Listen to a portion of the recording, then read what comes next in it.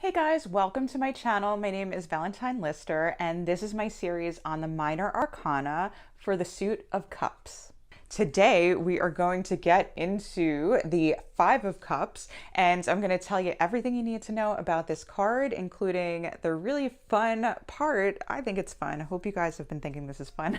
Which major arcana cards rule this minor arcana card. I'll also let you know any other hidden symbolism in the card that I think you need to know about, as well as the upright and the reversed meanings. All right, so before I get into this card, I'm just going to make a quick announcement. I know you guys know how excited I am about this free resource that I have for you guys called the Tarot and Astrology Cheat Sheet. It is the bomb. If you're looking for a reference guide as far as which tarot cards go with which zodiac signs, planets, elements, you need to grab this in the description box below underneath the timestamps. All right, guys, so let's get into this video. All right, so the Five of Cups. I just want to introduce you to this card, so I give it a little nickname, and my nickname for this card is Life Has No Meaning. So we're really getting into the very emo part of the cups.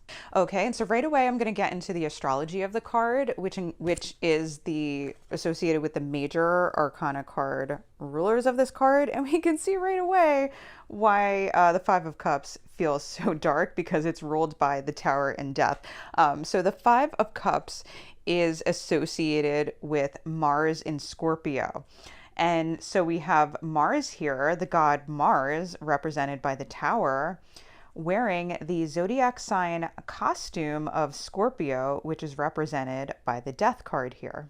And if you're wondering more about like why this was set up this way, the history, etc., I put that in my tarot and astrology video. I'll put a card up here, and I have that video in the related videos in the description box below. Also, for my astrology peeps out there, this card is associated with the first decan of Scorpio. All right, so getting into the hidden symbolism insights, right away we can see that we're dealing with some heavy and destructive themes. All right, so Mars is at home in Scorpio, and this is not like the same home as like the Four of Cups, Moon in Cancer.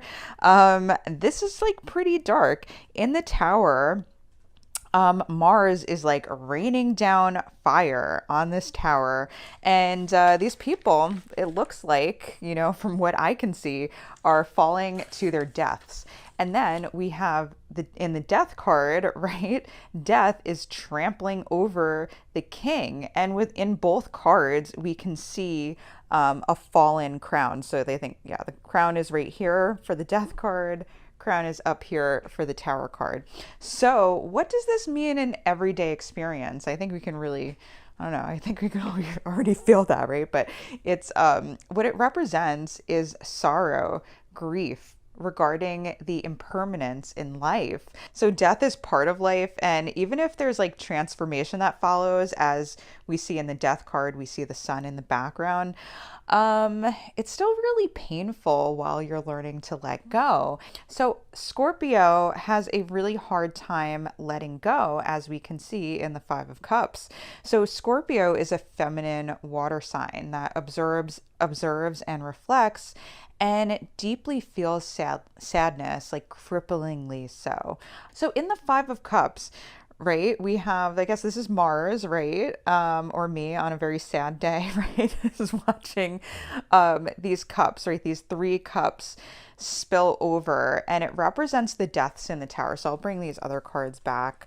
So we had three deaths, right? If we take these cards, we have the two people falling from the Tower, and I'm thinking that it's very much associated with like this red color, whereas like this fiery death here. And then we also have the death in the Death card, death. Okay, so we have the king here, and there's green, and so we can see the king is fallen down on this like green grass, right? So these three cups, I see this as representing these three deaths here, right? And so like Scorpio is focused, right, on these three cups in front of him, right, or her, and there's two cups behind.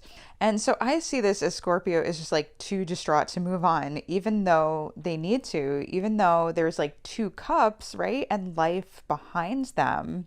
And so even thinking about, Scorpio a little bit more. So Scorpio is a feminine sign. So even though a lot of people get a little like, freaked out about Scorpio, Scorpio is not an aggressive sign. Scorpio is the feminine sign. So like, bear with me if you don't agree, but feminine is more like protective, defensive, wants security, and so is trying to prevent getting hurt again, or prevent people from coming to them, and like doing bad stuff to them, just like a scorpion. A scorpion is not aggressive. It doesn't go out there looking for people to attack, kind of like Aries, the ram. Like a ram will come up and butt you. The other sign of Mars, right, is Aries, right? But Scorpio will only attack, right? If you put your foot in a shoe and a scorpion's there, it will sting you, and it's a pretty deadly sting, but it's not looking for you. It's trying to hide somewhere, and it's very defensive. And so if we think of like Scorpio here, right, Scorpio is like, oh my God, like this death is so painful. It's so painful to see what happened.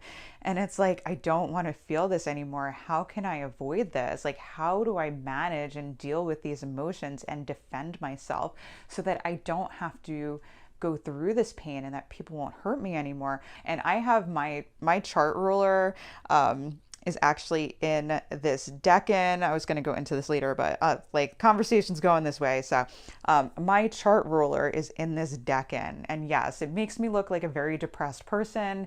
And sometimes I really, really am. Okay. I'm very sensitive, very emotional. So I'm a Sagittarius rising, super bright, cheerful, optimistic. I'm very optimistic, funny. But then I'm ruled by Jupiter and Scorpio in the 12th, right? So I get very dark sometimes because I feel like the emotions of everything. That's why I got into tarot. That's why I got into astrology, especially, like feeling the ebbs and flows of what's going on in the universe, because I feel it all the time.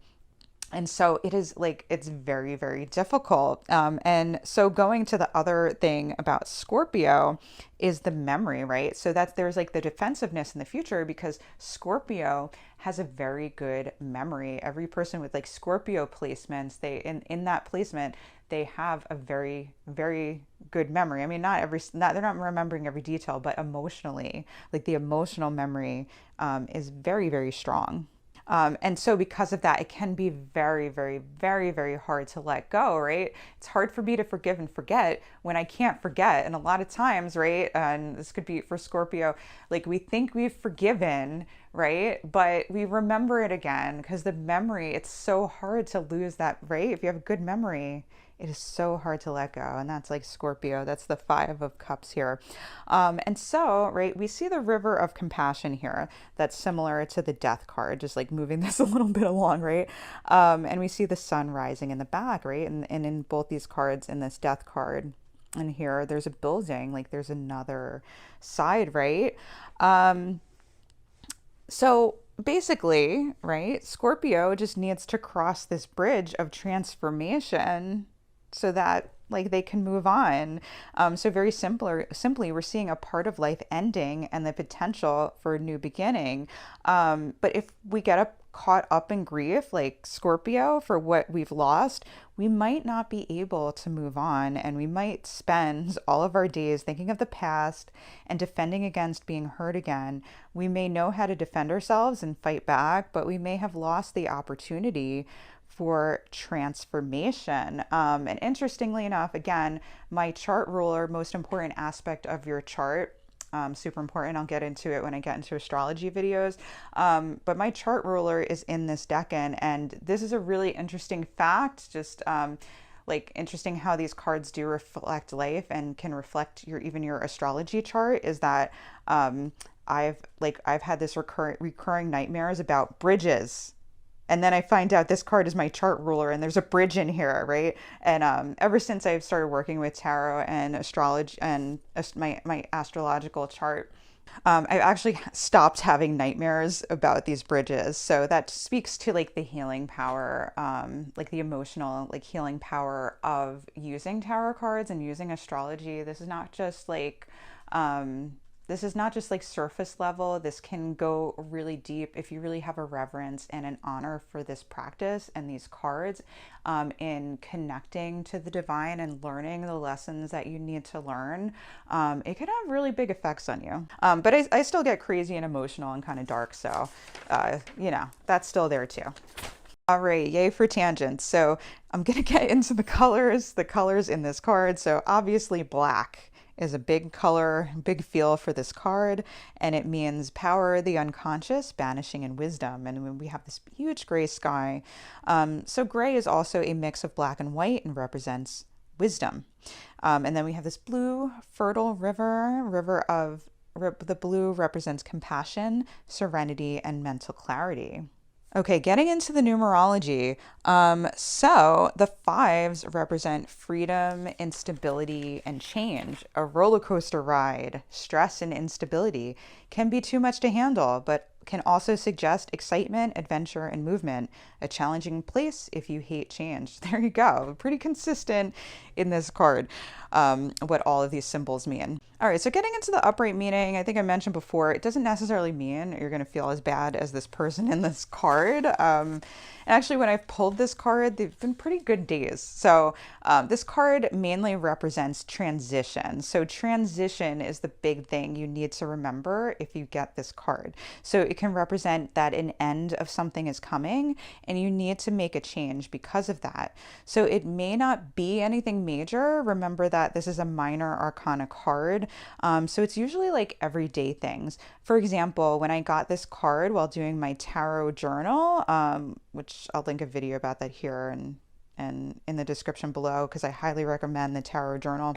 So I was celebrating a really nice summer's day with my family and we went to the beach. The beach was packed, even though it was like late in the day.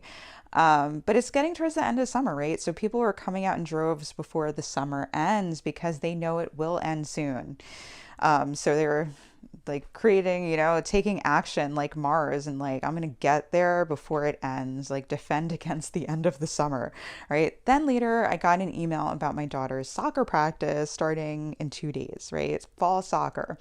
And I'm still in the summer, but yeah, so it means like school starting. So I had to run to the soccer store to get her supplies and like prepare for the new season, prepare for this transition, take action on this transition. I also saw a dead butterfly early in the day. Then later I saw we have a nest with a baby bird outside our house. Like, this is amazing. So I pulled this card. These are like, this one's pretty recent. Then there's this very much alive, cute, new life, baby birth. So death and life. So we have to remember that life comes after death when it comes to these Scorpio cards, right? It's not just death. It means life is coming after. And then death again. Later that day, we went like back to the beach, and I saw a dead fish at the beach. So this card just represents this like cycle of life and death. So it means like, let go, cross that bridge and move into the new, or don't cross that bridge and get stuck in heartbreak and pain and grief. And it's okay if you need to grieve a little before crossing the bridge. Just make sure you do so that you can be free. All right, so the reverse meaning of this card, it means that the energy is being blocked or avoided. So you're fighting against change or transition, but it's inevitable that it will happen, right? So upright, we can deal with the change a little more, kind of like create an action plan on how to deal with it and anticipate it. But here we're fighting it. So also you may be cutting off your feelings related to this transition because you know it has to happen, but you don't want it to. You don't want to grieve. Oh yes. Also, like, you may know that change is coming and you don't want to grieve about it. Like, you don't want to have these sad feelings about it, even though that might be how you're feeling. But just remember to feel the feels if you need to, and then move on. Work on embracing the change and the cycles of life, and the transition will get easier, because it's going to happen regardless of what you do. All right, guys, hope you enjoyed this video on the 5 of Cups. If you like this video, make sure to like, subscribe, and hit the bell to be notified for whenever I release my next video. And my next video is going to be on the 6 of Cups. Also, guys, if this is content that you really enjoy, really learn a lot about, really love, make sure to share it. Also, if you want to catch up on the videos that I've already done, I'm going to leave a playlist for you right here, as well as a related video up here that I think that you will like. If you like this video, make sure to like, subscribe, and hit the bell to be notified for whenever I release a new video every single week.